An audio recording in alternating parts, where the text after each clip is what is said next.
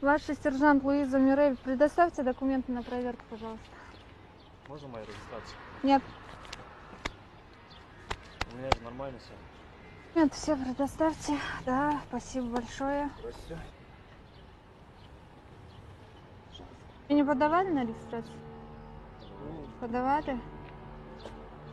Но вы знаете, что находиться без регистрации на улице нельзя? Да, мы сегодня вот вышли. Ну, у вас 30 дней есть еще? Сделайте документ. Давайте, я вас возьму, посмотрю.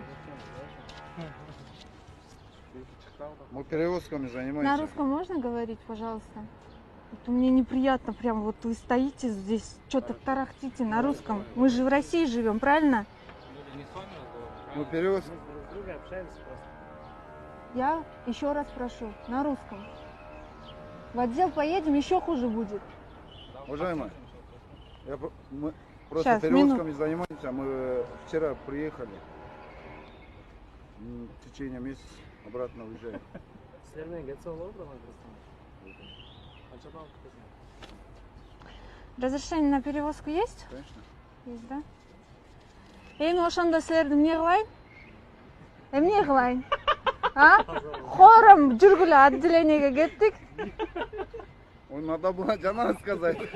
Жана, что сказать? Эмне айтыш керек эле? Быстро поехали хором в отделение. Я вас чем-нибудь угощу, чаем, там, пловом. Пошли. Все? Пили?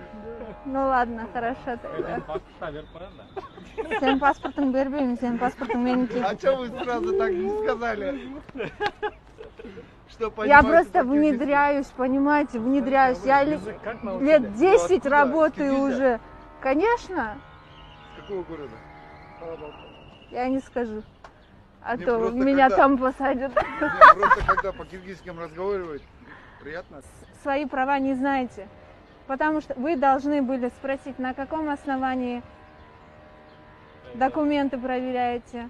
Предоставьте ваше удостоверение, да, и только потом давать документы. Без оснований никому никогда не давайте документы. До последнего.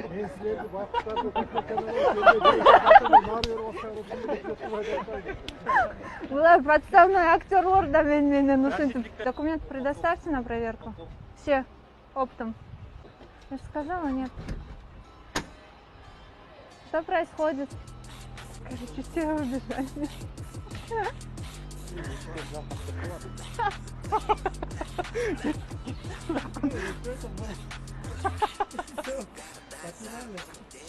Потеряли пацана, да? Эй, Блан, крыша 40.